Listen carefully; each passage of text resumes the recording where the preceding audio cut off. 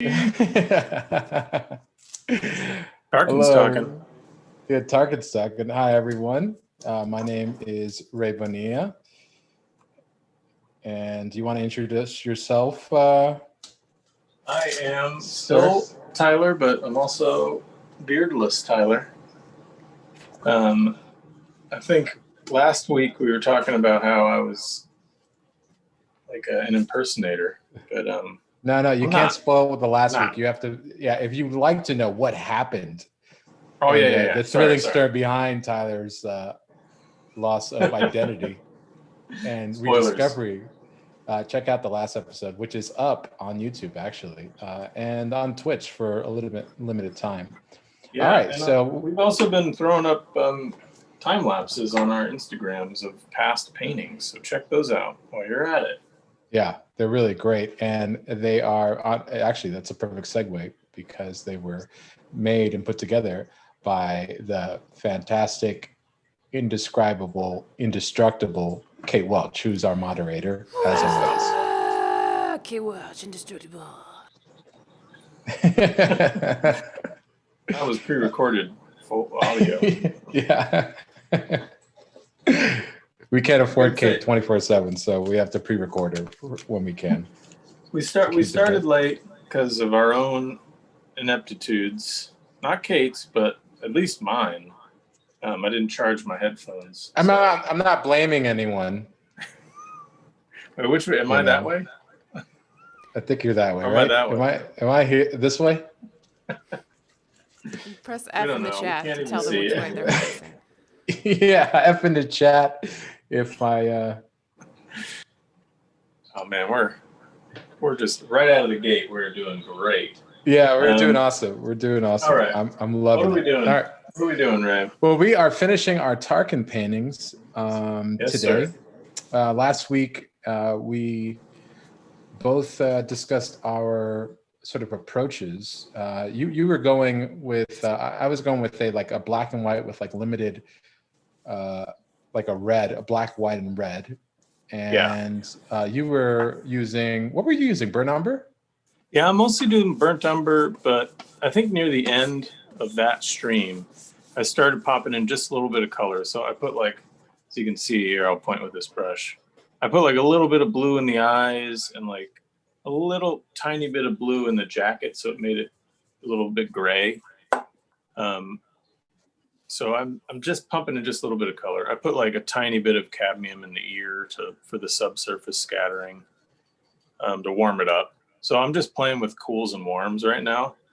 I think that's what I'll continue doing today while I sort of refine these shapes. But what I'm doing right this second, which we've talked about on past streams, is I'm oiling out. So I'm just putting a really thin coat of oil on top of this to bring out all the darks.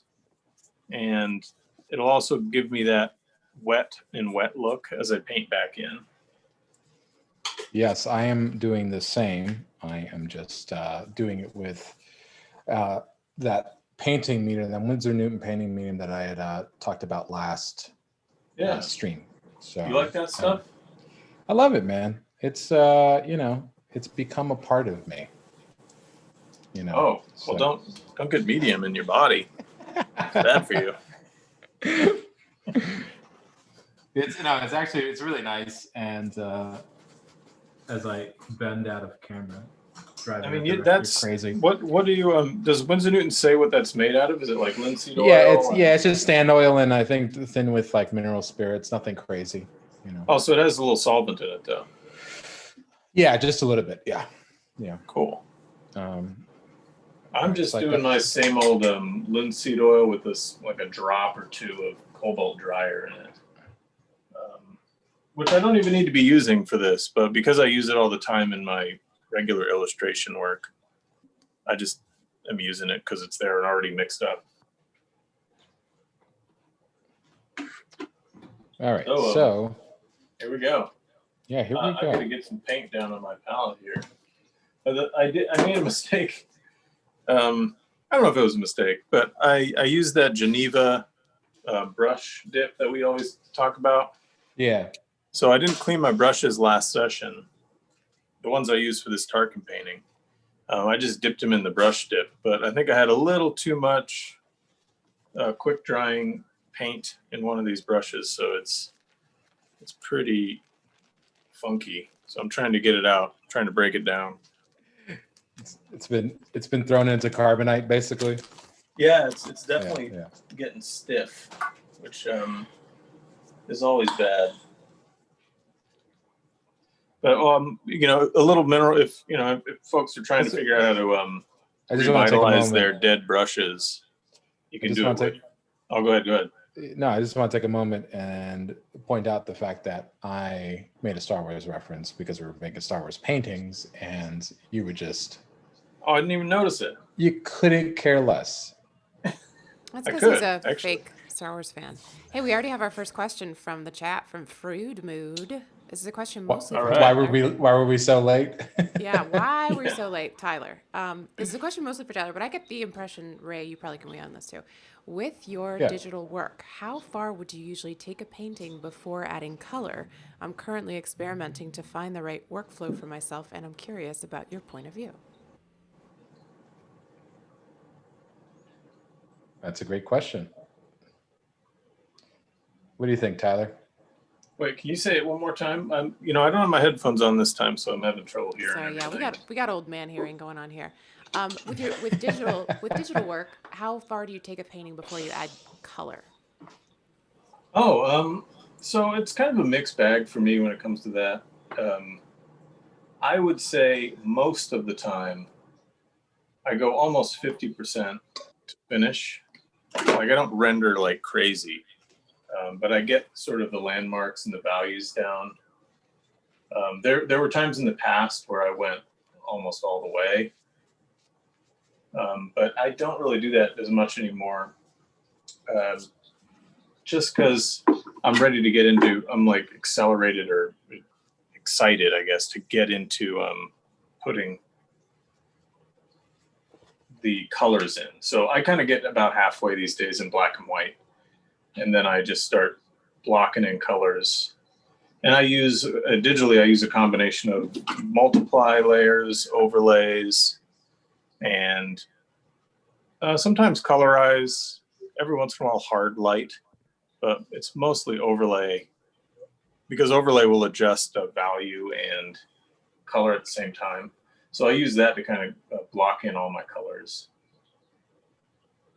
But yeah, so I take about 50% black and white.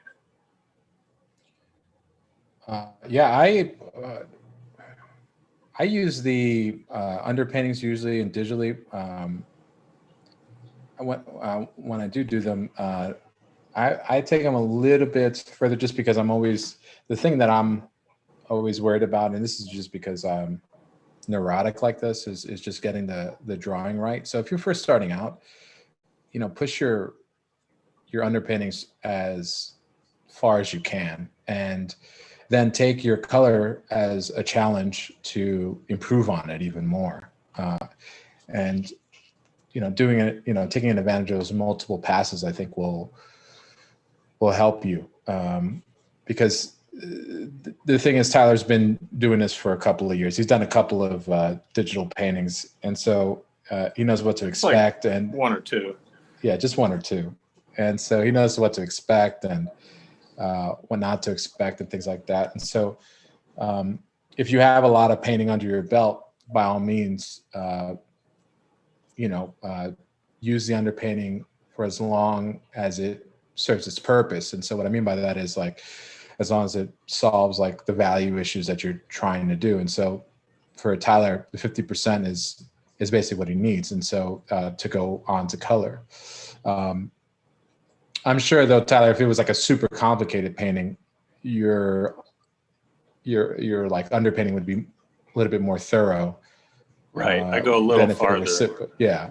So, I mean, it's not like don't think of it as like a hard number. Think about it as, you know, what does the step do in terms of, solving, what does this step solve itself? And so, yeah, you got to find where you're comfortable. And I guess that's why I'm sort of in the 50% area now, as opposed to early on where I would paint almost everything out. because I'm just more comfortable now with knowing where I'm going to go. You know, I know some other artists, a good friend of mine, Chris Ron, I think he said early on he would do like almost an entire underpainting in acrylic, even with like color block in and stuff. And then he's just to a point where he doesn't have to do that anymore at all. Like he just goes right in with the paint and blocks it all in with oil paint. And, you know, so it's just a matter of the more practice you have, the more you work with it, the better handle you have. Like, you know where you're going to go with the paint. Yeah, because when we first learned that method, we actually learned it with oil painting. So our first Bill Mon, actually, our teacher Bill Mon taught us how to do it, and we would take our underpaintings really far, like as far as possible, and then slowly bring in our colors because we were unsure about color and unsure about the whole painting process itself. So it's, you know, again, it's like Tyler said, you know, it all depends, because this underpainting, like I do an underpainting all the time in acrylics, and you know, sometimes it's like 50%, sometimes a little less. I'll bring up the piece too, but I'm working on a piece right now which is super complicated, and so my acrylic underpainting is pretty thorough, you know, and because I know that I'm not, it's going to take me longer if I jump the gun too much and go into like all these crazy colors. It's just more, I'm adding on to the pile of issues, visual problems that I have to solve, because those value problems don't go away once you go into color. They actually almost become obscured, you know, because you have to worry about hue value and, you know, hue and chroma and temperature and all that stuff. So yeah, I think when things get more complicated, that's when I start to really rely more on my drawing and take that a lot further. It sucks getting lost, you know. Yeah, it just sucks when it's like painful, you know, and it's hard. Art is hard enough, and so if you know that when you do a lot of painting, enough painting, you know where some of those difficult areas might come up into. Well, didn't like wasn't, you know, Norman Rockwell really afraid of this? Didn't he do an insanely detailed underpainting and then shellac it down so that he would never lose it? Yeah. He would shellac which is like you buy at the hardware store. He would shellac each layer so that, and if he messed up on a new layer after, he could basically take it all the way down to the previous layer, because shellac, the only thing that dissolves shellac is like rubbing alcohol, thinner, right? Yeah, lacquer thinner. Yeah. Mm-hmm. So it's not advisable, of course. It's not necessarily archival, but totally, yeah. I think a lot of his stuff's falling apart these days. I mean, he's got like an entire army of, you know, conservators preventing that. So you know, I bet they're cursing his name a little bit. Yeah. But you know, the guy wore a bow tie. What do you expect? Wow, dunking on bow tie wearers. Just starting it off. We're going to dunk on, our plan is to dunk on all of the old artists that ever lived and how they did things wrong. What are they going to do? What are they going to do? After us? They're going to come after us? Hey, we've got a question from Evacuate. I've noticed Ray tends to have more texture in his paintings where Tyler tends to be more smooth. Is that a personal preference or a difference in technique? I'm just a very textural person. Tyler's kind of, you know, bland. Yeah, I guess so. Yeah, that's a good word for it. Yeah, I think it's just a personal approach, really. It comes back to stuff we've mentioned before about like how you develop your mark making language, because it's like it's how you translate the world onto a canvas, right? So it's just the way Ray and I kind of speak different languages when it comes to how we establish form in a painting, and that just comes from like the repetition over time that we've established. Yeah, absolutely. Yeah, and you know, we might have had the same you know, background and training, but you know, we're different people, and so I'm gravitated towards, you know, this a lot of textural effects. I really like that stuff. And Tyler might like some of the smoother things, but that flip flops too. Like I like if it calls for it, I'll use a super smooth surface if I don't want any texture whatsoever. But I mean, Tyler, you've kicked on some gesso and done some crazy effects with it. I mean, you've experimented with all that stuff. Yeah, for sure. In fact, this one in particular, I'm using like a super smooth board. Yeah. So like the Nichelle Nichols one I did was on linen, so it had a texture to it. Whereas this board has like no texture at all. So it's actually a little slippery. I don't even know if I like it. It's just something new I've been messing with. But on some illustrations now that I've been doing in oils, I'll do that kind of streusel thing where when I'm gessoing, I'm actually using matte medium, but it's like over the top of my drawing, I'm adding in all this texture. Like if something's glowing, I'm adding in like radial lines like streusel used to do. Still does, imagine. But I kind of like that little hidden texture that you're not going to really see when you photograph the painting. But it's like a nice little Easter egg.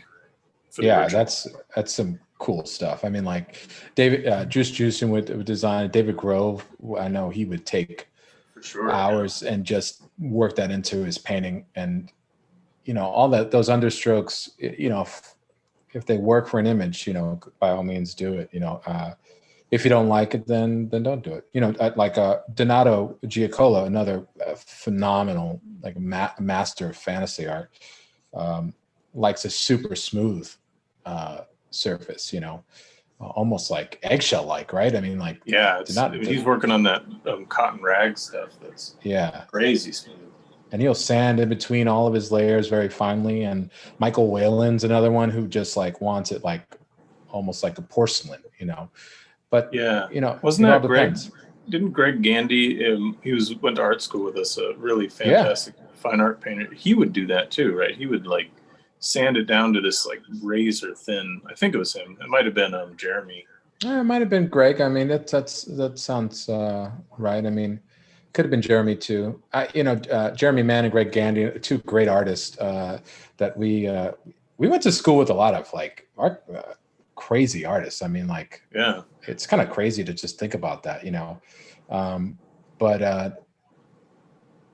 so they would, I wouldn't be surprised if both of them experimented with both options, I mean, that's all we were doing in school is like, oh, that looks cool, let me try that out. Oh, that looks cool, let me try that out. You can afford to screw up.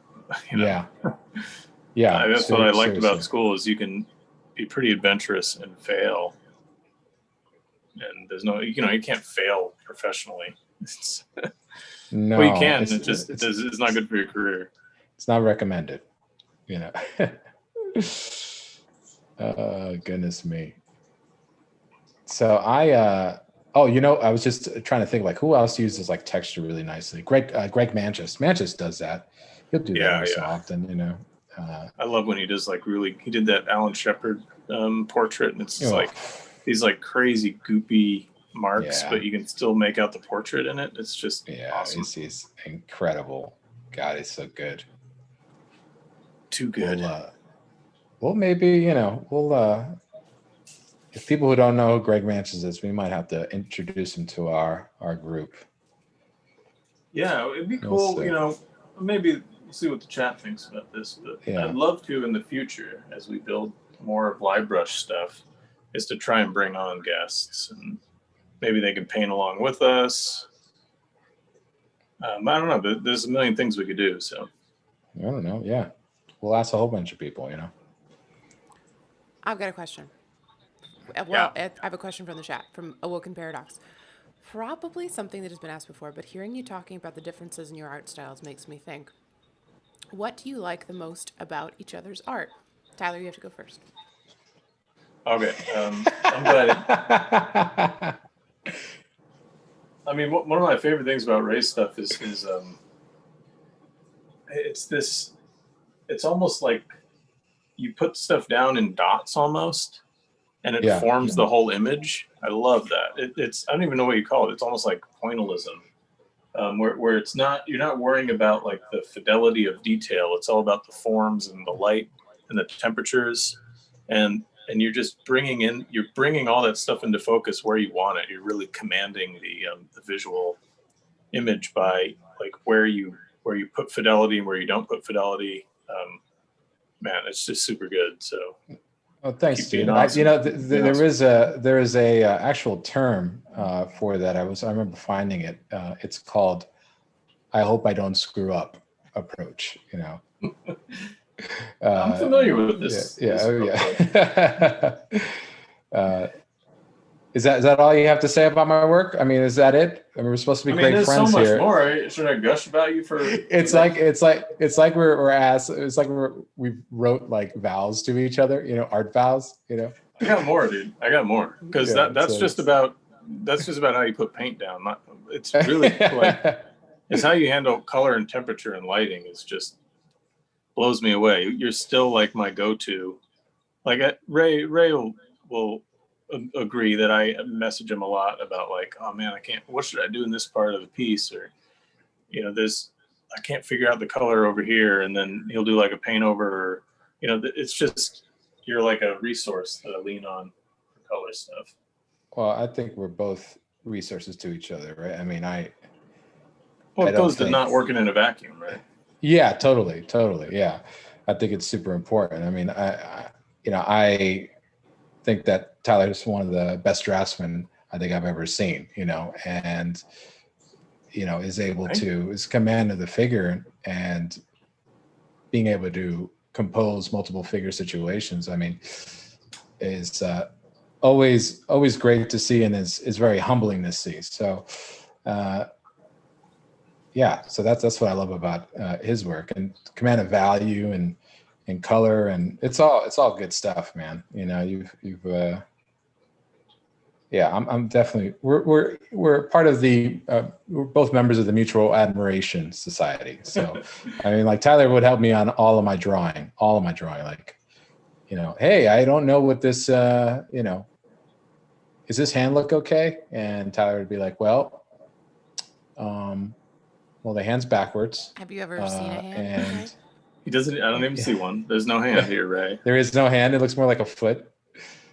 But here, I just did a quick draw over for it. You know. Yeah, we do paint over. I mean, this is all speaks, I think, to people shouldn't work in a vacuum. You know, and it's good to know where your strengths are and where your weaknesses are, and like reach out to fellow artists in the community to help you adjust those things, or at least address them. You know where you struggle, and have people help you out as you move along. There's no shame in that. Like, no, it's so hard to work in a vacuum, and no one should even try to do that.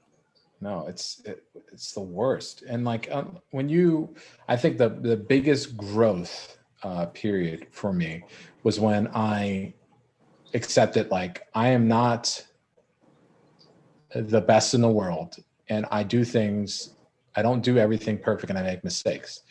So how can I make my piece better? And so once I think once you separate yourself from your work, which is super hard to do at first because you put so much of yourself into it, but once you do that, and you look at your work objectively, you're able to accept feedback objectively as well. I mean, you also need the right person. I mean, I think it's got to be a mutual thing. You know,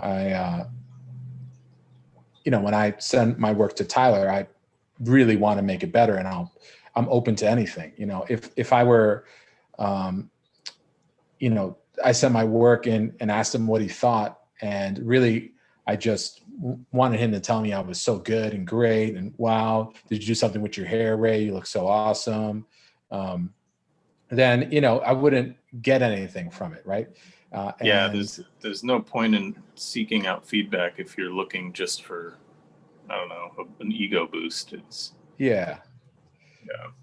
You know, one of the best advice I've actually came across was it was from an artist over at Pixar, and it was during if you look at the Incredibles, the first one, to go show you how long ago this was. one of the animators, I think one of the lead animators, I can't remember their name, but would talk about how when they would go over dailies, people were just going at each other, like trying to critique. And it was just, the critiques were super thorough and just unfiltered, and people pushed each other really hard. And it's tough for some artists who are like, I mean, these are some of the best artists in the world, right? And so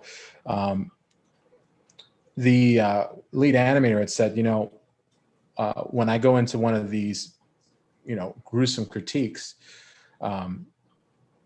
I completely distance myself from my work, and I just, whatever is said, whether or not I agree with it or not, I just write it down. I just write everything down, because and this is the animator talking, I'm paraphrasing him. I'm not in the right headspace. My dog, do it too.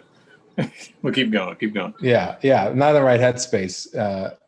That's the alarm going off. Like your time is you have yielded your time. That is super important. Yeah. What you're talking about.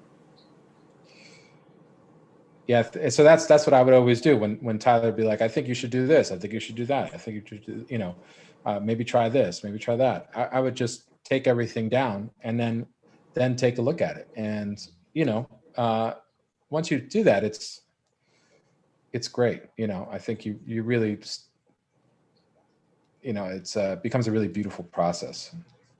Yeah, there's something about when you get feedback from people, you don't have to take everything that they say, especially when it comes to like your personal paintings. But it is good to see what other people are seeing, because sometimes you get blind to an image, you can't see it anymore. And I guess totally objectively. Yeah, absolutely. What do you guys, from Evacuate, what do you feel is beneficial critique versus being critical for the sake of being critical? This is a good question. Yeah, really good. In fact, Grave, I've talked about this a lot. It is good critique provides a solution.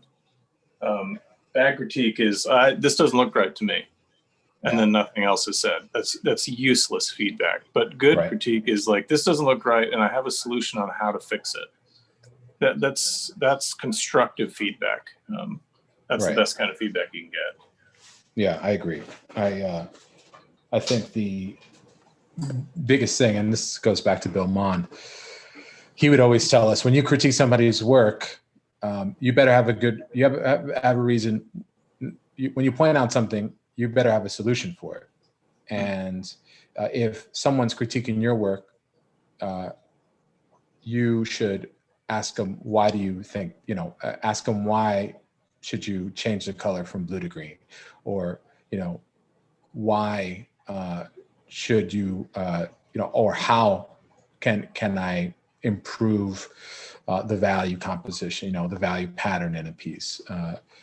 I think because if you have to go into a critique with the idea that everyone's trying to make each other better, and it's got to be mutual. And if it's not mutual, then it's not constructive. Yeah. At least that's my opinion. Yeah, I totally agree. Bill used to, we'd have like feedback sessions in class, and Bill would like stop the sessions if people just kept pointing out things that didn't have solutions. He's like, I don't want to hear anything if you don't have a solution on how to fix it. And that's super important. Like in all feedback cycles, there's got to be like, it just looks wrong to me and I don't know why, is just useless. Like everyone needs to have a trained eye for it, I guess, when it comes to that kind of feedback. Yeah, I think so. I really do. And you got to surround yourself with people you trust too. I mean, that's a big, when it's a combination of things. Like you get critiques from people you don't know. I think that's because a lot of them are unfiltered, right? I mean, they don't know you, they don't owe you anything. And make sure that it's someone that is, an artist, a person whose work you respect, too. Don't just feel like you have to get a critique for the sake of getting a critique. I mean, one of my best critiques ever was after I'd gotten out of school. Tyler and I both went to IllexCon, which is a convention in Pennsylvania, and it was awesome. And Tyler was had called me up basically saying like, hey, you know, I got tickets to IllexCon. I got an extra ticket for my booth. Do you want it? And I'm like, sweet, I'll run security for you, you know. But basically I went there. Fine job. Yeah. Where's Ray? I don't know. At the bar, maybe? No, so at IllexCon there was portfolio reviews. And I had wanted to get a portfolio review with one of the art directors from a fantasy publication. I can't remember, but they were all full, right? And so I ended up getting, I think it was Lauren Panapinto, it might have been. And so the only one that was open was an artist by the name of Rob Ruppel. And so I just signed up really quick because I just wanted a portfolio review by a professional. And then I look up Rob Ruppel and it turned out who he is. I mean, he's like one of the great concept visual development artists in Hollywood. Legend. He's a legend. He was at the time he was the art director on Uncharted, the video game series. And so he's since worked on, you know, Spider-Man Into the Spider-Verse and a laundry list of things. So I stepped inside this thing and Rob just tore my portfolio apart and really was great about understanding, telling me what I did well and telling me how I can make what I do well even better. And a lot of it was based off of like structure, understanding the form. He's like, you don't know anything about form. You're just sort of copying things. And I would recommend you go back and you read these books. And I read all these books that he was telling me. He's like, I have every single one of these books in, you know, my library. And, you know, he gave me a whole list and everything like that. But I remember thinking like, oh man, what, you know, at first I was like, you know, he just doesn't get it, blah, blah, blah, blah. I became really defensive because I thought I was good enough, you know? And I, you know, after like a second, I realized, you know, I just remembered that Pixar thing. And I said, you know what, I wrote down everything that he had told me. And I looked at the notes again. And I thought to myself, if he's telling me I need to look at something and I have the book, I obviously haven't looked close enough and I haven't put it into practice. And so I redoubled my efforts and really, really learned how, you know, structure and really studied structure. I remember we were going over anatomy and stuff like that. And like, and I was asking you like muscles and how they work and like, just trying to, cause I had like a pedestrian knowledge of it. Like, I didn't know what a latissimus dorsi was or how it structured and how it like connected like a teres major or you know, infraspinatus and spinatus and like all that stuff, you know? So once I learned all that, I can't even remember the names, but you got them. Yeah, that's just from teaching, right? It's like, yeah, sure. Don't ask me to draw them, right? And so, but I learned them and I learned how to draw them and I learned, you know, and I started studying other artists who were good about form and structure. And long story short, that's, you know, I had a bump in my work and that's when my career started to really take off was after that critique, you know, and you know, that just comes from if I wasn't open to that, you know, I probably wouldn't have gotten anywhere. Yeah, and those are hard experiences to go through, but they're so valuable. Suck.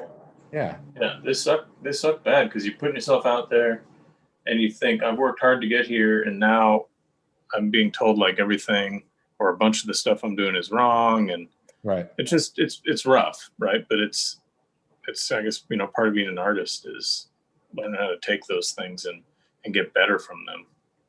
Right. Yeah. And understand that it's all about the work, you know? Yeah. More work you do, the better you get. And the more you can be like open to critique like that, the better you're going to get as well. Totally. But there was something I was going to say. I totally forgot. Never mind. Cliffhanger. Would you think of something else you liked about my artwork? There's probably other things I could talk about them. Oh God! All right, so I am putting in to those touches of paint that Tyler's talking about. I'm actually doing that. It's a method of painting called tiling, and you're basically just putting little pieces of paint down that describe, a given plane, and it helps me focus on stuff like that. And so I was working on large tiles, and now I'm going on to some of the smaller and smaller tiles of a given area. And so as you can see, I'm basically just plopping down some lighter paint here and lighter values and building those up nice and slowly. I'm not adding any medium on this because I want to put touches on top. And if I add too much, if I mix too much medium with it, it will, the paint will slide around and mix, and I don't want it to mix. I want to be able to correct, which is important for what I want to do. Now, tiling is something that's been used a lot. Norman Rockwell tiled. He was a great tile painter. Morgan If you Weiss. zoom in hard on his stuff, you can really see it. Yeah, and they're just like incredible, and who the hell else? Morgan West. You say Morgan West? Oh, Weissling. You ever heard of Morgan Weissling? Yeah. Freaking awesome illustrator, Western artist. He did the Last Action Hero poster for those of you, yes.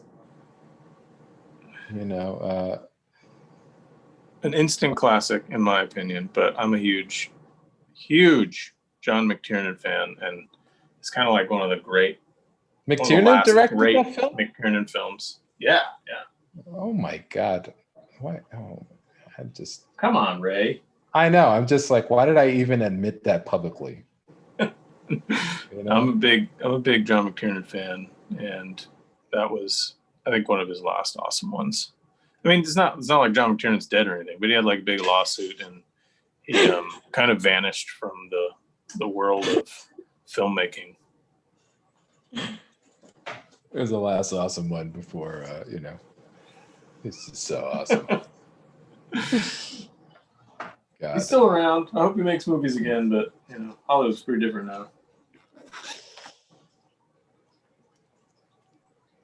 I am actually correcting my drawing from last week. Yeah, what the hell are you doing? When you fail at doing a solid drawing, you got to come back in and correct it. I'm just adjusting, like his cheekbones are pretty wide, so I'm kind of messing with that. And he's got that real gaunt look, so I'm pushing that in. And then he's got more of a frown on this side of his face, so I'm kind of bringing that down a little bit. And I think I'm going to really punch the blue eyes that I was playing with as well. The evil Admiral. Yeah, that's it's man. Off. He's so crazy awesome. What a great character. Yeah, he's a bad guy. He's a real true bad guy. True bad guy. Because he's just indifferent.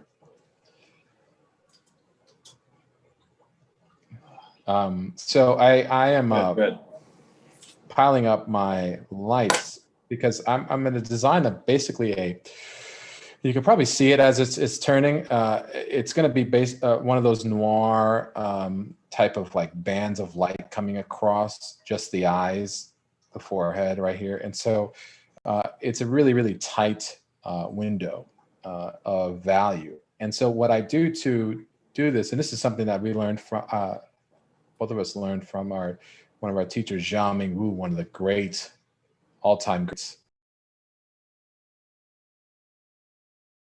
Oh my God, it's just so good. And Xiaoming taught us really about value and how to go about building in value structure and getting that like blue.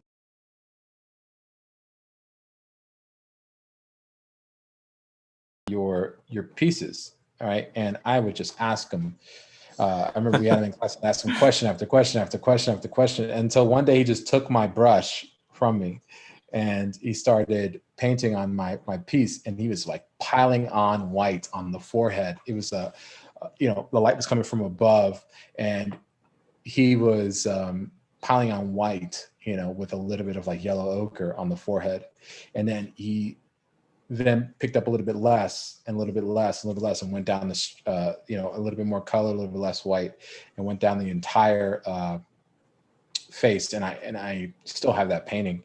And it was like my best painting of the class, obviously, because Zhao Mingwu did it. But it really taught me a lot about. I think everybody wanted to get Zhao Ming to paint something. Hey, my headphones have gone nowhere, but I have another question to ask you. Oh yeah, what's up? You got a question? Here, you read this out loud so everybody can hear. Okay. It's the big one from Everglade in there. Sorry, no, this is your nightmare. Okay, so being in us being in our mid-30s, I'm in my late 30s. Thank you very much.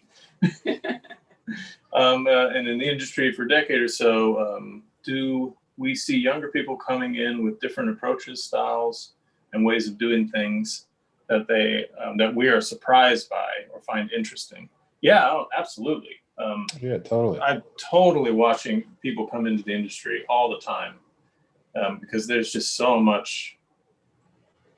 people coming with different approaches. Everyone comes from different schools and different backgrounds. Yeah. So there's just so much going on. It's really fun to see people come in with different styles and different solutions. I'm always like, oh wow, that's amazing. I wish I'd have thought of something like that. There's so much of that. It's like there's a great Quincy Jones quote. It's like your real age is the age at which you're willing to accept change. And I love that.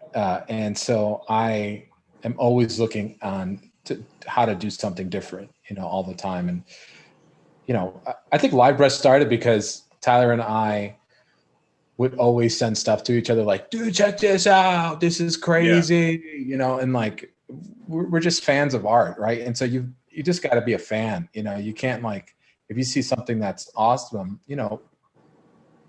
as an artist, it's a super competitive field, but you've got to be a fan, and appreciate good art, and don't let your ego get in the way. And, if you see somebody doing something new, embrace that, and yeah, it should get you excited. Shouldn't be something that I have another question. Demoralizes you or defeats you. Yeah. Chat. You guys ready? Yeah, I can hear you now. How do you stop from getting frustrated with a piece and giving up halfway through when it's not turning out the way you want it to? That's from Mellifluous in the chat. Good question. Do you want to tackle it first? Yeah, I have some ideas on this. I mean, because it happens. The way I deal with it, if I'm really frustrated with a piece, is I have to let it sit. I have to get fresh eyes on it. So I have to not look at it. So I think the best way to do that is, if you're working as an illustrator or a fine artist, you're always going to have a whole bunch of paintings going on at once. So juggle it. If you're getting stuck or having issues with a piece, feeling like it's not working, set it down, go work on something else for a bit. And that'll give you kind of fresh eyes to reapproach later on. That's, I think, the best way to do it. And I mean, if something's really failing, it might be important to scrap it, which always sucks. But it's usually, in my experience, it's usually just because I need fresh eyes and I'm like sort of visually fatigued by whatever the piece is. Yeah, absolutely. Early on, you're going to be restarting things all the time. And then eventually you're going to be able to, the more you push yourself past of what the higher the risk that you're going to come up to a point where you're just frustrated, because you're really, really pushing yourself. And this is something that Bill Mon would always say is like, when you're early on, you have these like peaks and valleys of like, of your skill, like your skill jumps. Right. Really cool. You have skill jumps often because you're learning so much. And eventually when you get to professional, it takes a little bit longer to get that skill jump. So you spend more time kind of in a holding pattern of sorts. And usually if you're frustrated about a piece or you're frustrated about and hate everything that you do, it's like you're right. It's usually right before a skill jump because your eyes, the whole reason is your eyes can see a lot more than your hands can do. You know, it's usually your eyes are always ahead of your hands, you know. Yeah, for sure. And so if you That's have a good piece thing, that, though. yeah, that's a great thing, you know. And I think that goes back to what we were saying about like always loving art, you know. Yeah. And so like if you have a piece that doesn't work, you just got to take a step back and you know, like Tyler was saying, put it away. You can also, you know, a lot of times when I have a piece that is not working, there's and I'm frustrated about it. Usually when I get frustrated, it's usually when I'm at a point where I got too precious with the piece. Like I realize there's something needs to happen to the piece, but I don't want to mess up what I already have. So I'm frustrated because I'm just stuck, right? Yeah. So the trick to that is you have to have a step in your process that allows you to make improvements to a piece without the fear, you know. And so what I do a lot of times with just traditional pieces is I'll take a photo of my piece and then print it out and paint on top of that and try to fix the piece like that. And it was I found this technique out from an artist by the name of Sheldon Greenberg, and he was like a children's book illustrator. He's now like a gallery painter. But he had subbed a class for one of my teachers, Craig Nelson. And he had talked about how he's like, I would just take photos of my piece and paint on top of them. And that's how I'd fix them. Because, you know, if I messed up the fix, then I didn't mess up the painting. Yeah.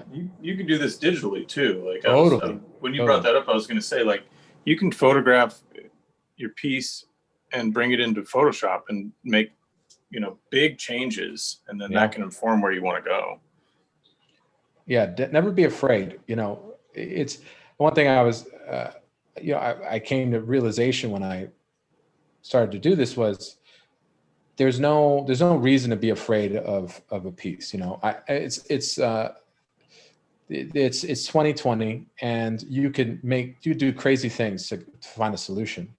And once you do, you just know that the piece couldn't have gotten better if you had continued on just, you know, banging your head over it, you know what I mean? And frustrating yourself. So I hope that helps. I mean, sometimes you just got to let a piece die too, right? Like if it's Totally, just not working, just scrap the whole thing. And that sucks because, you know, you lost time, but I don't know, it's kind of better to have a piece that you're happy with than one that you're just sort of like, oh, yeah, I'm kind of dead inside about this piece. The soulless piece is what I call it, like where it's either had too many changes or it just has never worked and you're just trying to, you know, crowbar it into working. Totally. Yeah. I think that's the real thing. I think it speaks to something that Bill would always tell us, which is like, whatever process you have, make sure you have a way to make corrections in your painting. Don't make it so immovable, you know, that you can't make these crazy corrections. And so, you know, so if you do have you don't have a way of like getting yourself out of there, you know, maybe experiment with those things like digital painting and because I think the thing is when I do, because I would take myself into digitally too and fix an area, design brush strokes and things like that. And like, when I would solve it, it was a solution and I would get excited. And I really didn't care if it meant repainting an entire section because I knew that I was going to have a better painting. So do work through. Oh, and when you do print it out, make sure it's small so that you can work quicker. So you could do 4 or 5 iterations on it. It's not going to take you a lot of time, you know.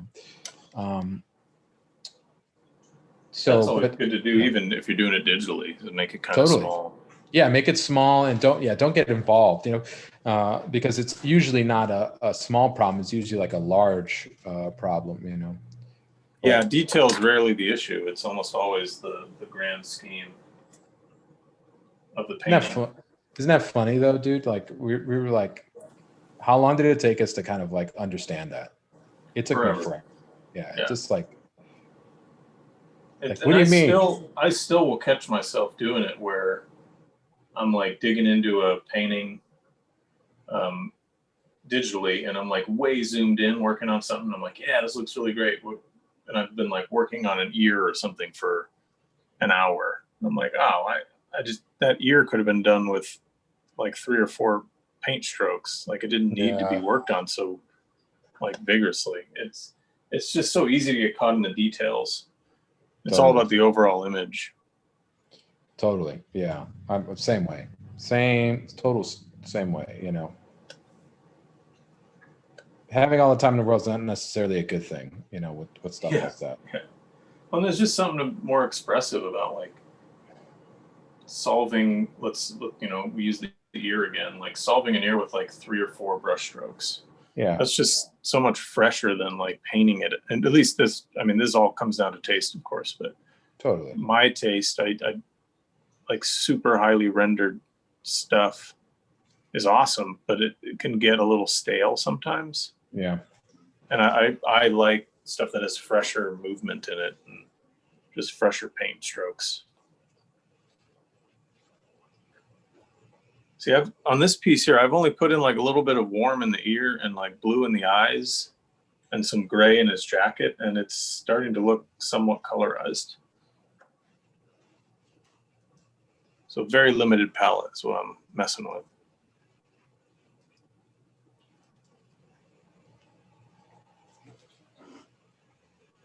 What's going on over there, Ray?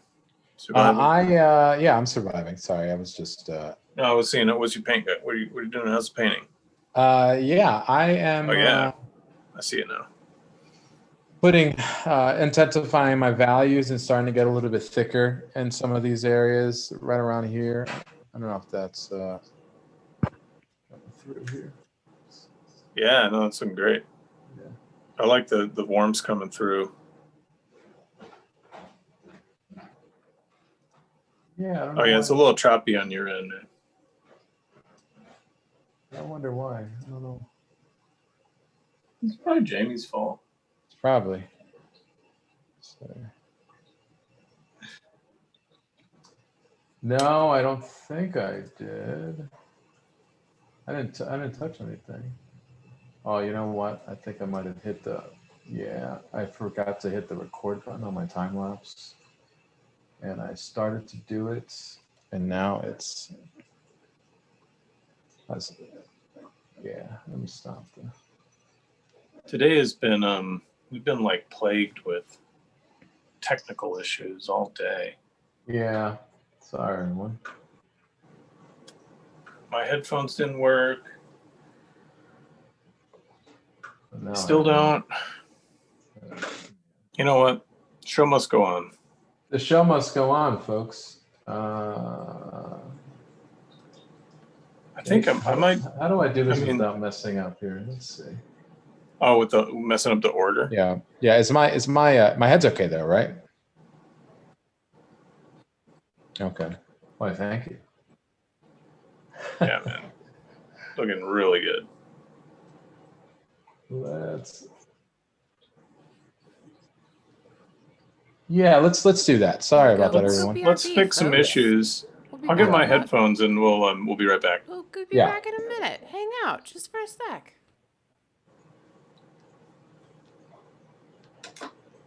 We're all right. Shit. Yeah, I'm gonna try and set up my headphones. We'll probably have to redo the order here real quick. All right. Yeah, I'm gonna try and set up my. Try and do this without having to reset the.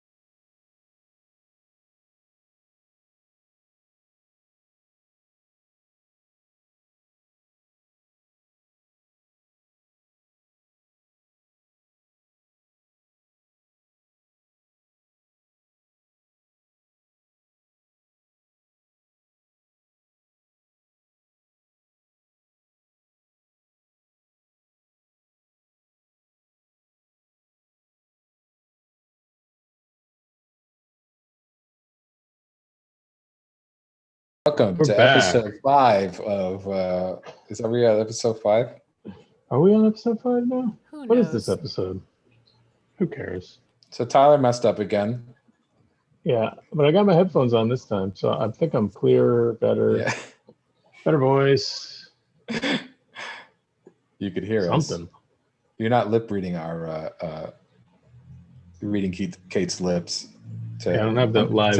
I don't to have like answer a the live comments. translate up. Yeah. If you'd like to send Tyler a teleprompter for his birthday. God, that'd be great. Hook me up out there. So there was a great question from Evacuate just before our little technical difficulty. Oh, sorry, Evacuate. No, do you find, Ray, he quotes you, he says, having all the time in the world isn't always a good thing. Do you find having a deadline helpful at your professional level, or does it create pressure that can hinder your creativity? No, I think it's super helpful because, at least for me, because it forces me to focus on what's absolutely essential. And so, like, I've done pieces, that are, that I think that I would spend a month on, right? And when I didn't have a deadline, and I would think like, oh man, I just want to make this so awesome. And I would get burnt out on the piece. And then I would do a piece where I only had a week to do it. And by the end of the week, the piece was not only better, it was more complicated. And, I wasn't nearly as burnt out. And so I think it's just a matter of like focus, and deadlines for yourself, creating deadlines, I think is absolutely essential. Because otherwise, it forces you to set goals, right? And so, like, you need goals, tangible goals, to know how to direct your energies. And so, I find if I don't have that, then I just sort of flounder, and that's where kind of depression and all that stuff hits. Is when when I'm floundering, And so, yeah. What about you, Tyler? Yeah, I mean, I definitely need a deadline too. I think it's something Kate and I have actually talked about. It's like I have a hard time doing any personal work because it's kind of no deadline or motivation really for me to get it done. So a deadline kind of keeps me going. I think the solution is to, if you're working on your own personal stuff, is just set your own deadlines. And that way you at least are creating something, whether it's imaginary or not, to work towards. Yeah. I'll give you an example of the deadline where it helped. 3 years ago, I had decided to accept an offer from my gallery, My Bomb Fine Arts in East Aurora over here, near here, to do a solo show. And it was my first solo show ever. And actually, Tyler and Kate were at it. They It was awesome. It was awesome. It ruled. I had always wanted to do. Back in the day, I had Bill Mon, our teacher. It always goes back to Bill, man. It's kind of crazy. Taught us a lot of stuff. Yeah, he taught us a ton of stuff. And so he would say, like, he talked about solo shows and like how many pieces is a good amount. And he was like, usually for a solo show, you want to do about 40 pieces, which will take you an entire year. And I was naive. I'm like, sweet, 40 pieces. And that always stuck with me. And so when my, Grace Mybom, the gallery owner of Mybom Fine Arts, said, how many pieces you want to do for this thing? And I said 40. The highest output of, I said, yeah. And she was like, okay, 40 sounds good. And the highest output of pieces that I had ever created in a single year up until that point was maybe 15. Oh boy. Maybe 15. And so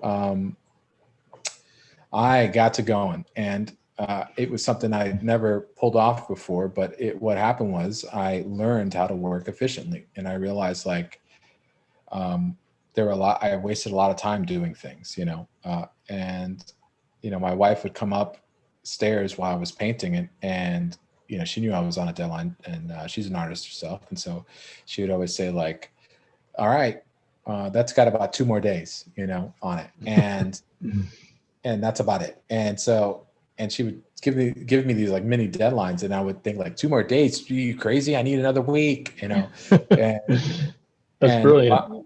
While she was saying that, I was like, I was stressed out trying to get it in 2 more days because I thought like, oh boy, I'm just going to be behind, and I would get it done in 2 days, 2 more days. And not only was I finished all 40 pieces, I was a month early on delivery on it. So, is that always going to happen? No, but it goes to show you like the power of putting a deadline on yourself, Well, nothing makes you like solve problems more than,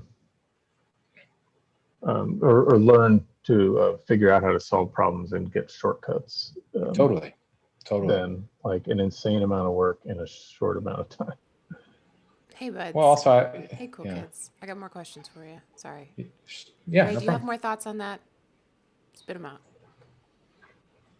What on what? Oh, on deadlines. Oh, I talked already. Yeah. Okay. Great. Enough. Next question. Finally done talking. It's so hard about to like. You guys always have these wonderful conversations going. I feel so bad interrupting, but then I don't. All right. Dr. Mondo 7 has a question.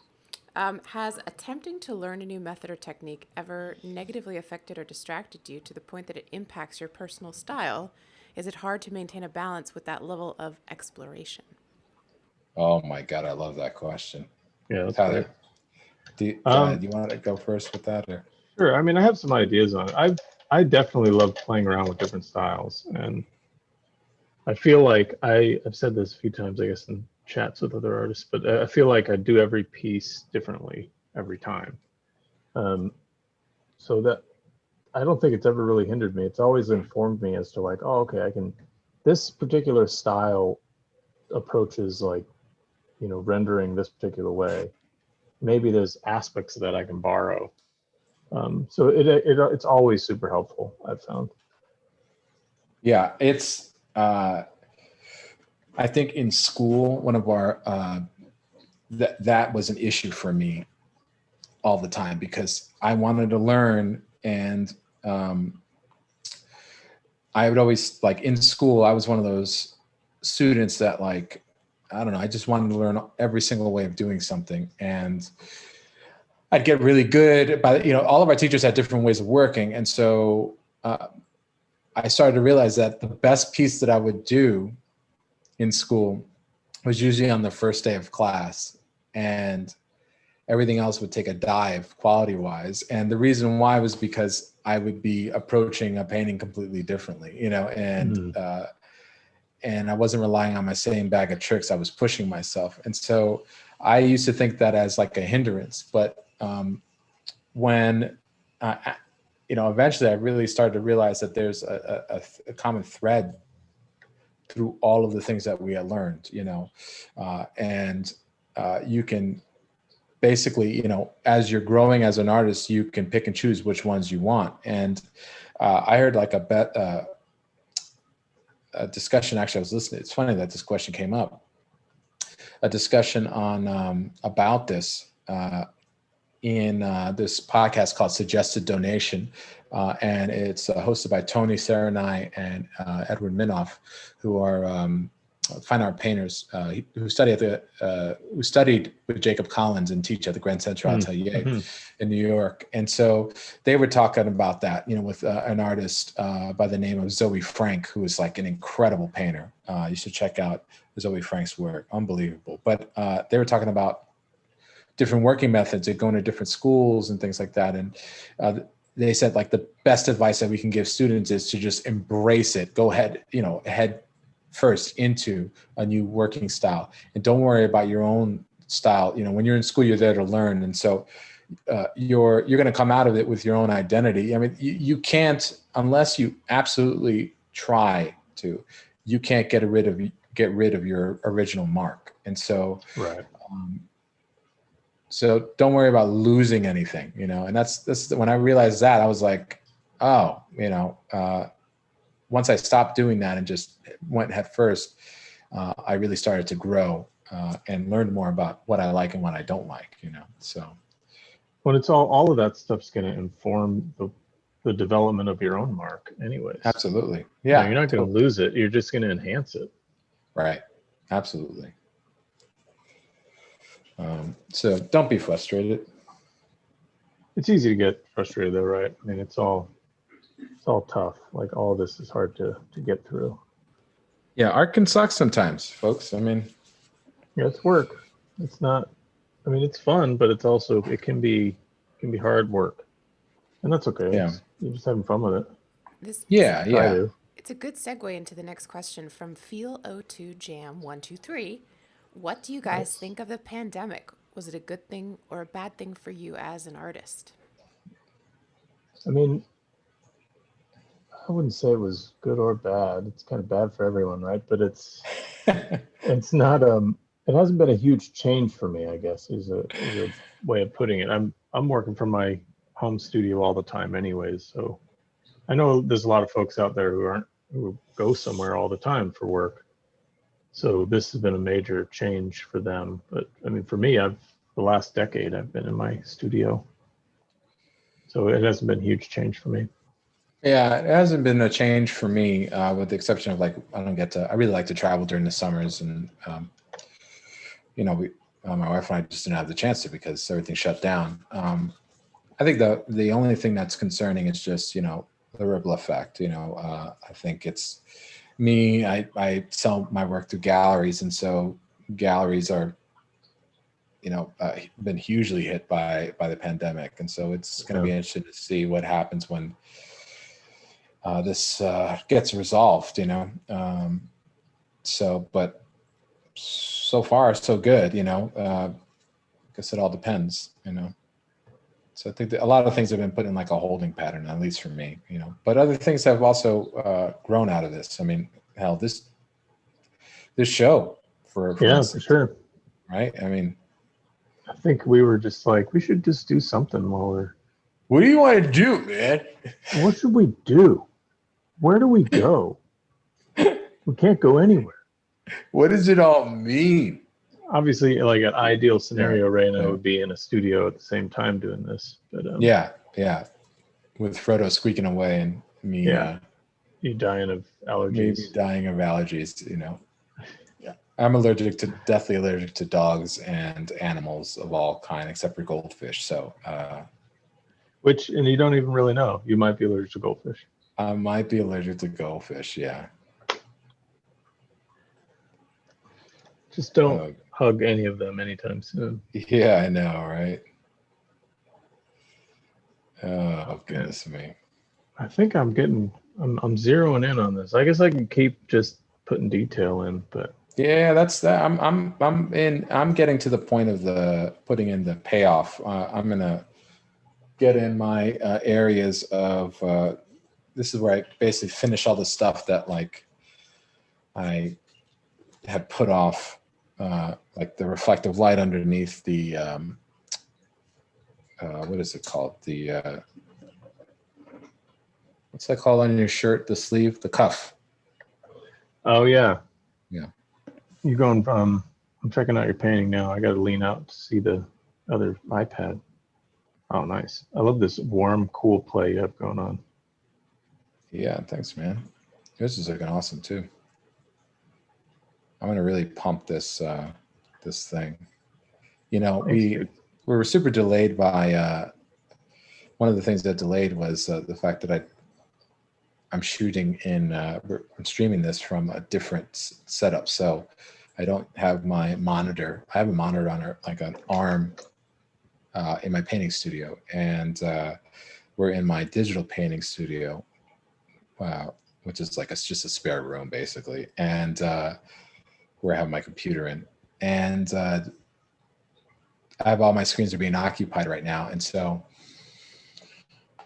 I don't have a screen for my reference. And I realized it like right at the last minute that I didn't have a way of looking at my reference and painting, so I had to print something out really quickly, and the colors are all different, and oh god. So Jeez, hopefully, how many studios you got over there? Jeez. I got a lot, I Got a studio for every time of the Every day. occasion. Right? Every occasion. That's what it I is. got a Yeah, watercolor studio. I got a gouache yeah, studio. yeah. Can you So imagine you don't want to that? mix anything. Can you imagine that? I got a watercolor studio. I got a gouache studio. I got like an acrylic studio. I got an acrylic wash studio. It's right next to my printmaking studio. Printmaking studio. I got my laser printer studio. And your 3D printer studio. My I know inkjet this studio. is a whole workshop. I'm for this. That's how it works, you know. I think I'm going to try and push some cools into this side like you're doing. Yeah, how are we doing with time, Kate? I was just going to ask. 420. I mean, yeah. You know what I mean. I think it sounds like we're late. Oh, okay. Yeah, so I think I'm going to start pushing in some cools like Ray has going on his. Don't copy me. F in No, the I'm chat if copying you you want Tyler now. to come up with his own solutions. F in the chat. Just F in the chat.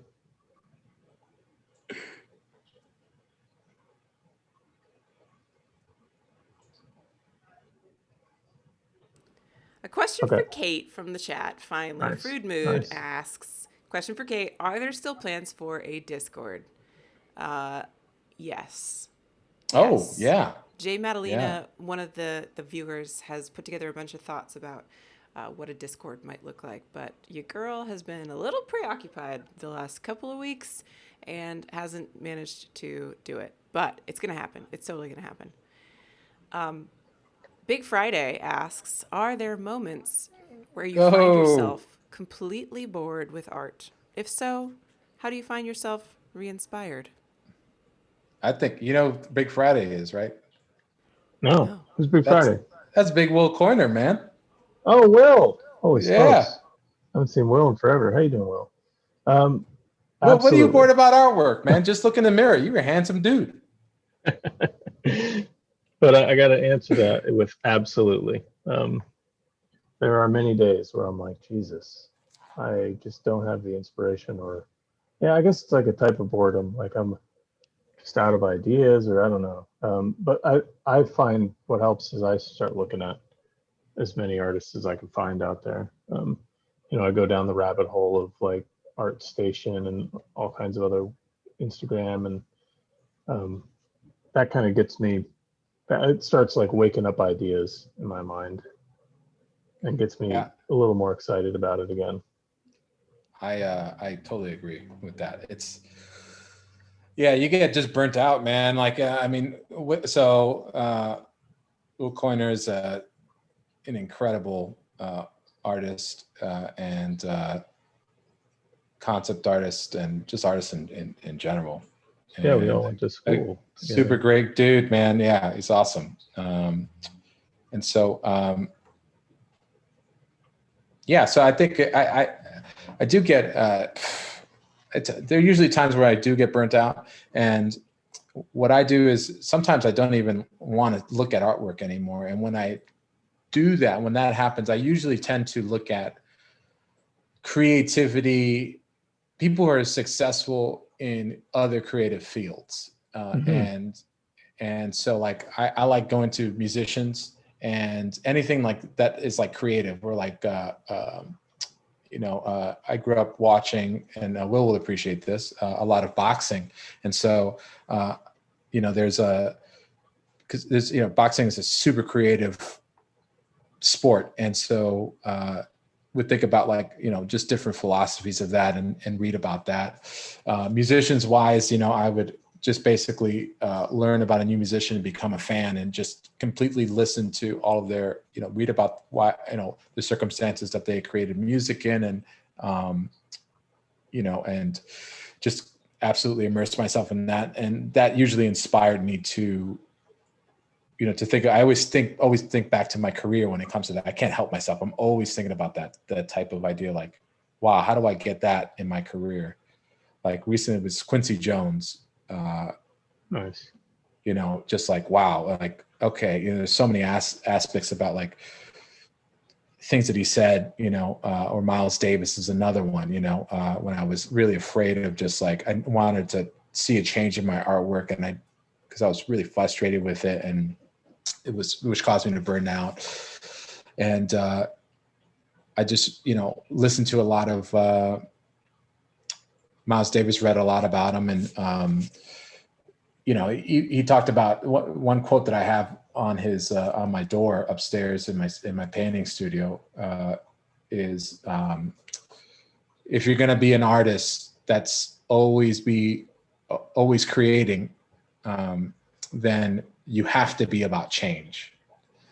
And I mean, I think that's such a great quote. And nobody embodied that like Miles Davis. He would just completely blow up his career and try something different. And he reinvented himself, more times than I can count. And so it's just things like that. I think I find that it's helpful.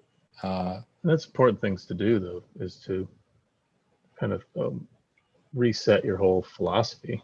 Super helpful. Yeah. It reminds me of I'm really into like stand-up comedians, and right. I'm also into like movies. So like when Ray's digging into music, I'm probably like checking out cinematographers and like filmmaking and comedians. But there's a comedian, George Carlin, who did that. He sort of he talked about like he just reset he threw out everything. Every time he would start a whole set, he'd do a set, he'd tour with that set, and then the next year he'd just throw it all out and start a whole new one. Oh wow, really? So he just reset himself, and that's just a great way to build your experience, to get fresh eyes on things, to look at things from a new perspective. Is just to start over. Just think about that. What Miles Davis was trying to do. Totally. I think it came out of, I mean, he suffered for it. I mean, like it didn't come without its price, but this is what happens when you're trying to just go beyond yourself and become like a visionary of sorts. Yeah. But yeah, I mean, it's awesome to hear about that, about George Carlin. I mean, that's somebody who's successful, right? I mean, like, just think about that. Like, it's not like, like you have to have that. That's so inspiring. Like you have to have that like good is not good enough kind of mentality and always want to one up what you've done before, yeah. I think that's what, as artists, everyone should be doing that, right? I mean, I think totally, that's the best way to go. It's never good enough. Think of it that way. Yeah. What were you going to say though? Sorry.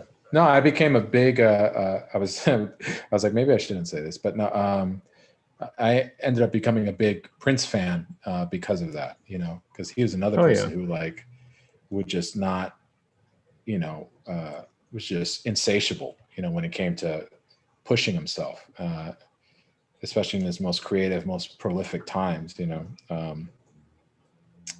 so yeah, just to think that like he's got his back catalog is longer than if he came out with a new album, I think like Kevin Smith said this, like Prince could now posthumously release an album every year and you wouldn't live to see the end of the catalog. That's how much he had recorded, that no one's seen yet.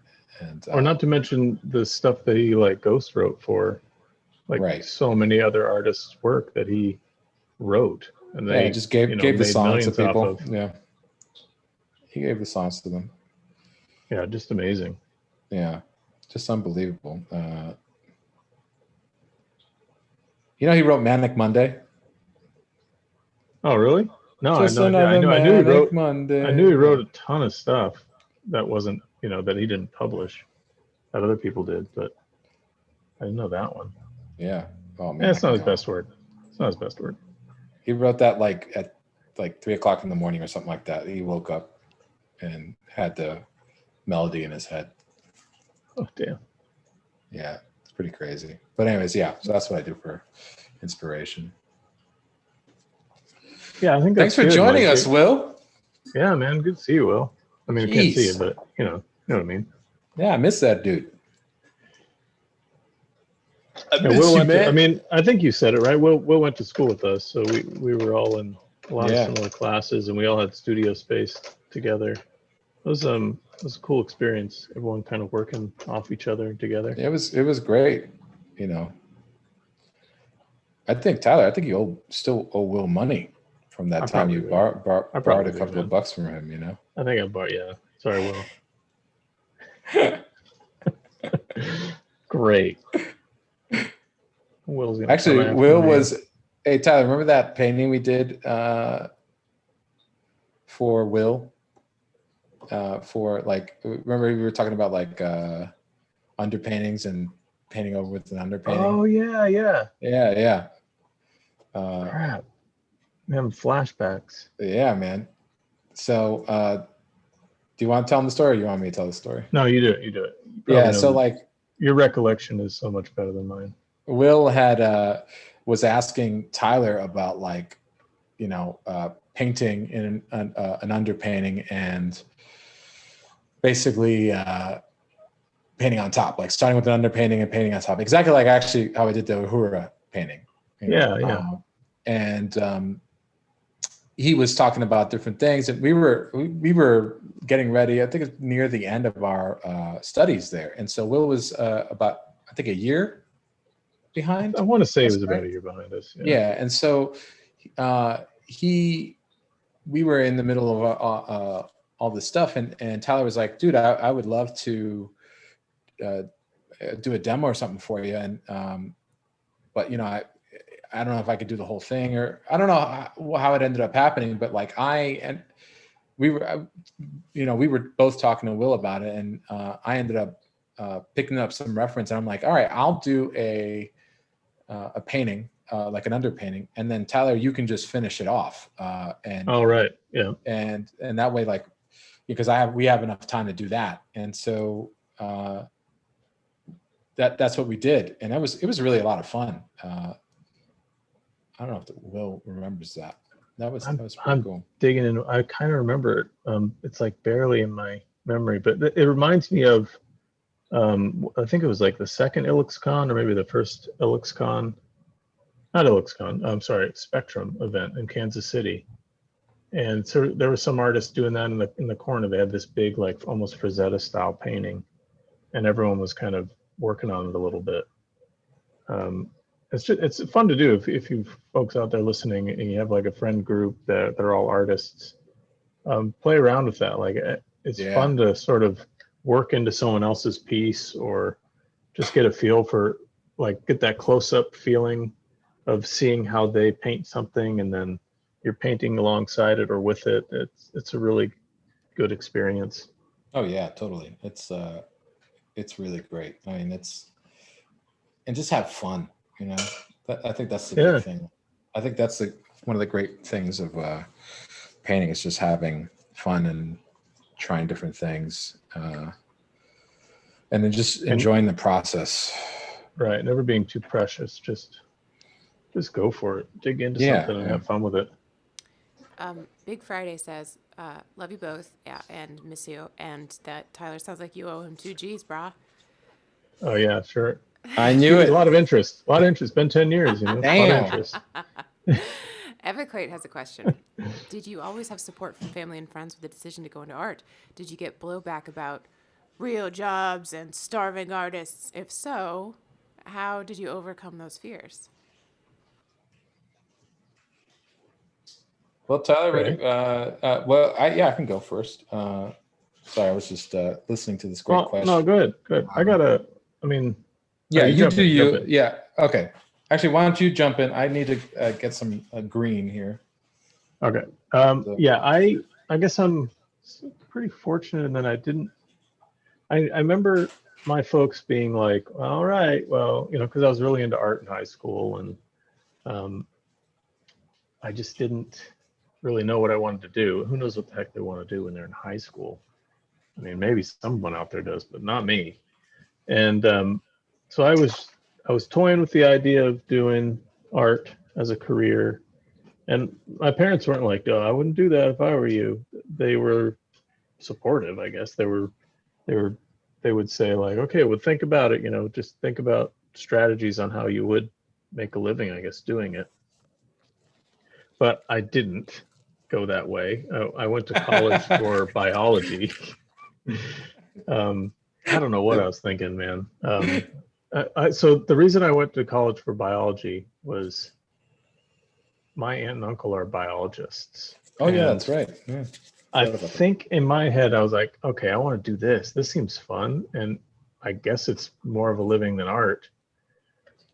Immediately regretted that decision.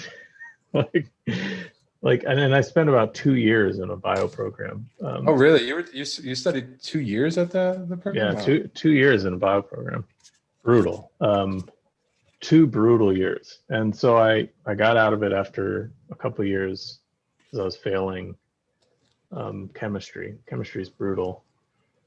So that was I'm where I got lost in my story here, but so I had encouragement, of course, and the biggest encouragement I had was when I switched majors to art, and my aunt and uncle were scientists, were both like, finally, thank God you finally did this. Because I guess they just didn't want to be like, you don't want to be a scientist. We're flattered that you're doing science, but you don't want to be. You're really bad at it. They were thrilled when I switched over to art. And then after I got like sort of a basic art degree at my school, I went to the academy to like really focus in. So I think Ray and I kind of had similar experiences where we went to an undergrad for for art, right? But I did. We both decided to sort of get a master's degree just to I don't know. We just both wanted illustration programs, right? I mean, you were going for animation, I think. I went originally for animation, and then I had minored in illustration my last year of school. So like I knew I wanted to be an artist actually since I was in 6th grade, and always wanted it. But I'm really. It's not that I'm the only artist in my family. There are some artists, but they were distant relatives, and distant relatives, and they weren't like they did art, but they weren't like professional artists. And so it was difficult at first, I think, when I had was telling my parents, and I don't blame them, that I wanted to be an artist, and they were just worried, and weren't sure how you're going to make a living at it and things like that, because again, there were no examples already in the family. And I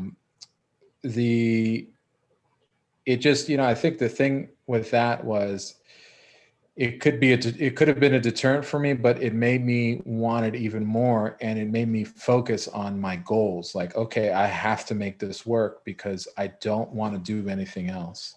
And I don't want to prove their suspicions correct that like you can't make a living being an artist, or it's not a viable career. I mean, I don't mind sharing it. I mean, I've had I remember my grandmother, really close to her, and she was a phenomenal person. But I remember I was working on something on a kitchen table, on one day when I flew back from San Francisco, and she would say like, she would, talk to me in Spanish, and she would say basically like, oh, what's the word? I'll say it in Spanish and then translate it in English. This is much easier. So she would say like, she looked at me and she said, "Ay, nene, esa es la vida de los pobres." And basically she was like, "Oh, kid, that's the life of poor people, And I already kind of put it together in my head.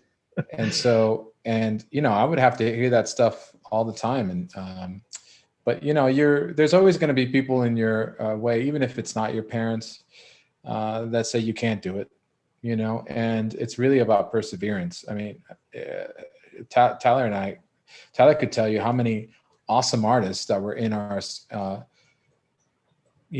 for every awesome artist that made it, quote unquote made it, had a great career, for as many Wills, and Greg Gandys and Jeremy Manns as there were also incredibly talented artists that did absolutely nothing, with their careers that were just incredible, absolutely incredible. Yeah, for all kinds of reasons, right? Yeah, for all kinds. Yeah, yeah. I think we had a few teachers tell us about like students that they saw down the road and they were like, "Hey, what happened? You know, what are you doing? Are you doing art?" And they're like, I didn't like the hustle of it or the, you know, everyone's got different reasons. I don't know if it's necessarily like a failure for them to get out of it, but no, yeah. But it's just like everyone has. If it's not the style of life that they want, then it's just not going to work for you.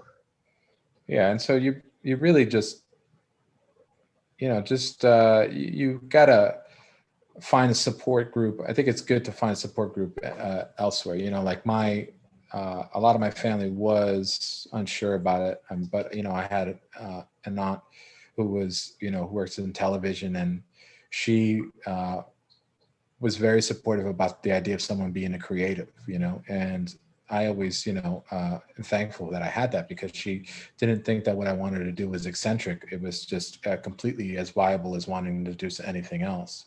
Right. And so that was always thankful for something like that. But I also seeked my tribe, when we went to the academy, I was in 3D animation. I liked the people that were there. I loved the teachers. Tom Bertino, especially, was one of my all-time favorite teachers, and great mentor to me. He did he was the principal, the animation director in episode 1. He did basically he was the director of the Mask, the animation director of the Mask. Oh man, awesome. Yeah, and Flubber, and he would.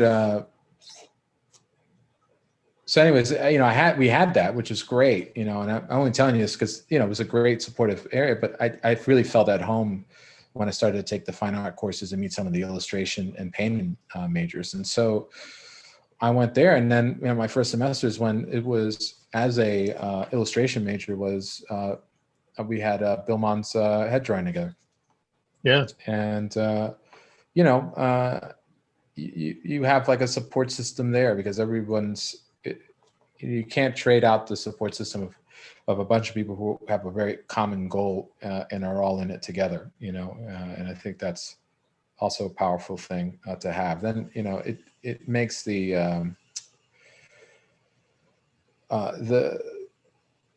family thing not as hard. And, eventually my family, came around, and they're extremely proud, and I think once they realized that, like, there was no one taking my career more seriously than myself, then they really started to see, me as differently, and they couldn't be happier, me being an artist. So I hope that's helpful. I mean, it's not easy, That's not even an exaggeration. I've seen how your dad gets teary-eyed when he talks about you.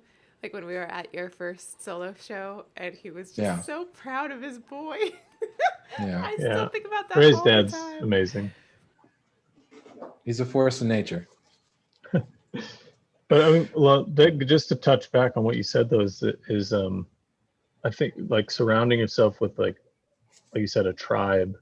I got that advice too in art school, is just to, like, surround yourself with people that have the same interest, and that are all professionals, or being professional, or pursuing to be professionals. It's really important to have that sort of support group. Yeah. In being an artist, especially people who push you, like, who are definitely better than you, and you want to hang out with those people, and I think that's it's just such a, I mean, the list goes on. Just, I had so many great artists that I took class with, that were, I learned just as much from them, Tyler included, as the teachers, Thank you. because we were all, you can PayPal me the money later. Yeah, no problem. I appreciate the plug. Actually, yeah. I don't know if you're good for it. You might have to borrow more money from Will. Hold on, I'm changing my lighting condition. Apologies. I didn't realize I had all these lights on in my studio. Oh my God. F in the chat if you're just sick and tired of Tyler's tech problems. There's a lot of them. I'm spamming I F hope- right now. I just hope my F. camera. I just hope my camera's still taking the time lapse. Oh boy. Well, we'll see. I think it looks great.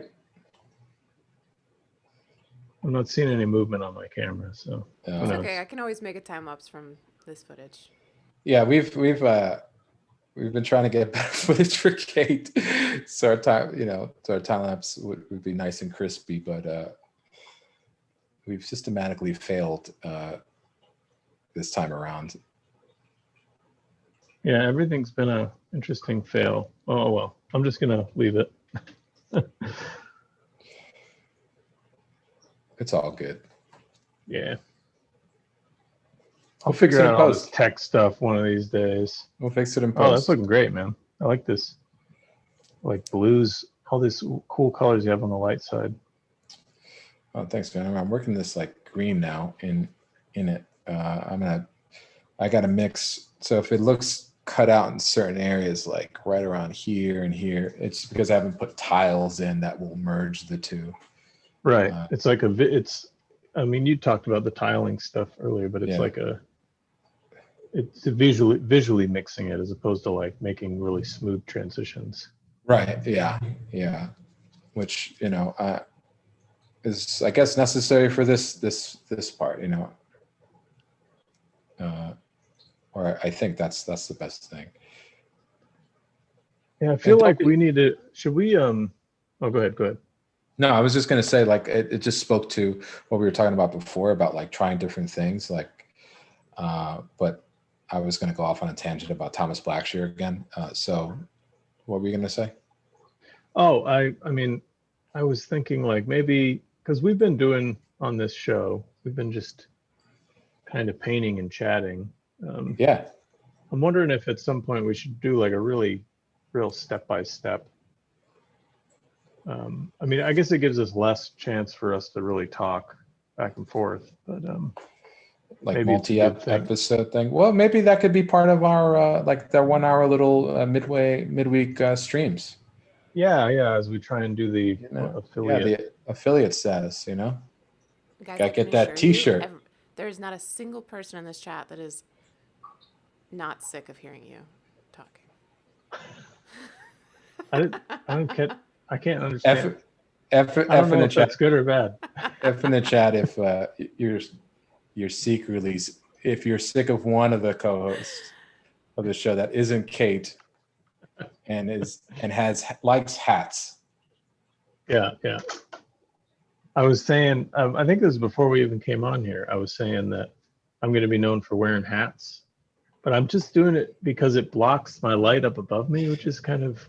I have a small studio, so my lights are kind of close, and you shouldn't do that probably. But it's helpful. It's serving like a hat should. It's blocking the glare. Oh my God. If you have to defend it that much, right? Am I right? F in the chat if I'm right, right? F in the chat.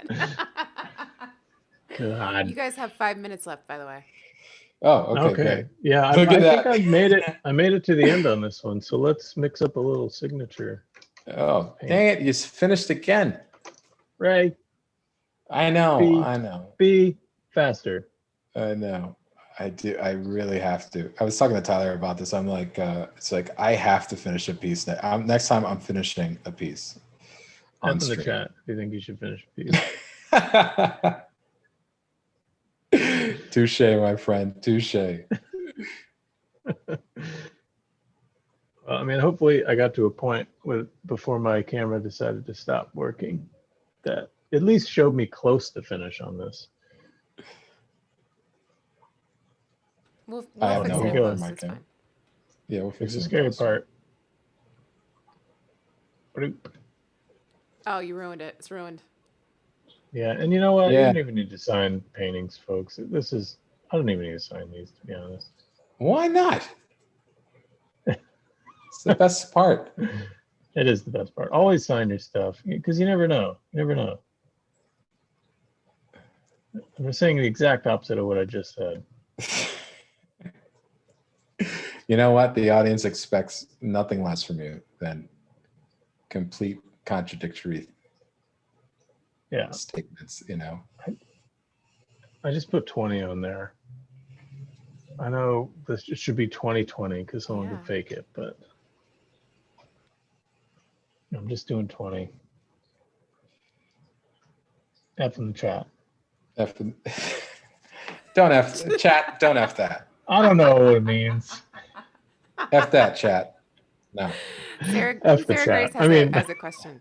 How do you pick your signatures? How do you choose? How do you design a cool signature? Oh yeah. Okay, this is a great thing. I mean, I don't know how, Ray, has your signature changed at all? Yeah, it has. Yeah. Okay, mine has changed. I've had so many since art school. I had a crazy one in art school that I was like trying to be fucking J.R.R. Tolkien or something, where I was trying to put all my initials together into one.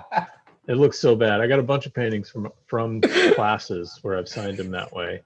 It looks so Can you imagine? stupid. I can imagine you under a tree in like a tweed jacket, with loafers, like practicing with like a crow quill and trying to like really get the.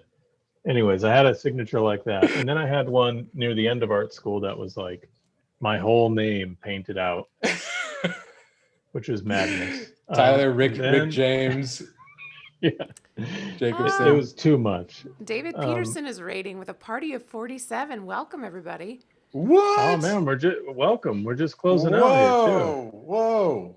Okay, so you're here for the best part of the signing. Yeah, welcome. I've signed it and everything. That's awesome.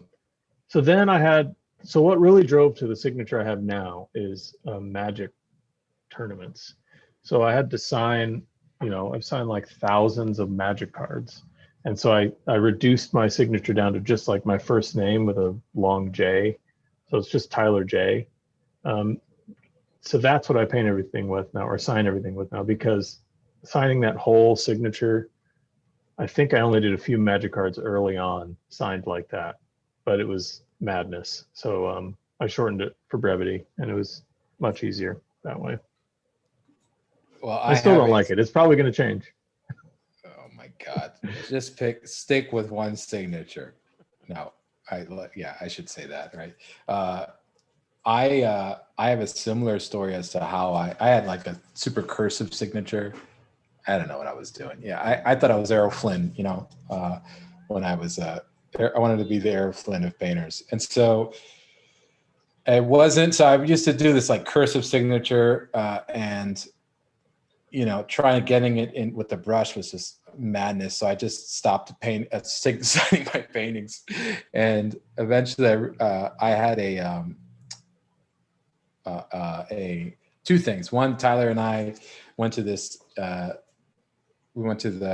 we both won awards. It was really cool, actually, at the Society of Illustrators Los Angeles the same year. Yeah, that was a great time.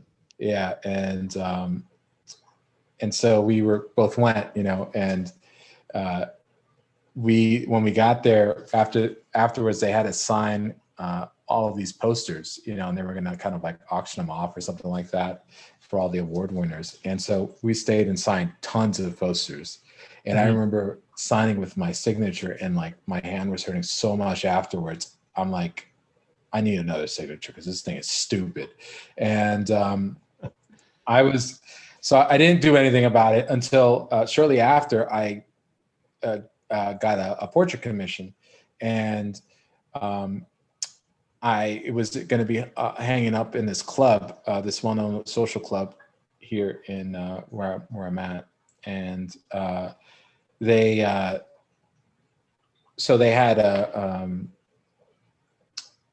like a whole unveiling and everything like that. I knew that was going to happen, and so I had to make sure, because I was not signing my pieces, I was maybe signing the back, but I had to make sure that my signature was there. And so I had to come up with a signature, and I ended up basically just stealing Chris Ron's signature style and just writing my name. And so thanks, Chris, if you're watching.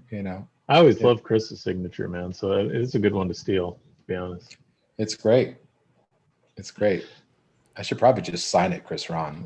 Just sign everything. I've signed Magic cards, Chris Ron. So That's how you. That's how you sell them. Hey, No, guys, that's how you say. it's 4:56. So Oh, let's okay. Wow. let pencils down, gentlemen. Now, Yeah. Ray, you're Pencils not quite down. done, right? I'm not quite done, but I will finish off camera, and I promise I'll get a sweet picture of it with Oh man, I details. like this really hot red light you got coming in from the Yeah, side though. yeah. That's great. It's Thanks. very good. Thanks, man. I like your This is paintings. great. This is the part of the show where Kate gives you her critique. This is a Here new we part go. of the show.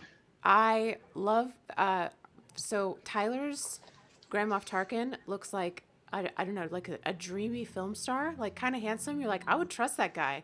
I would let him take my children to daycare. Whereas Ray's painting is just pure menace. Like the color of it is, it's so clear to me, like what this dude is.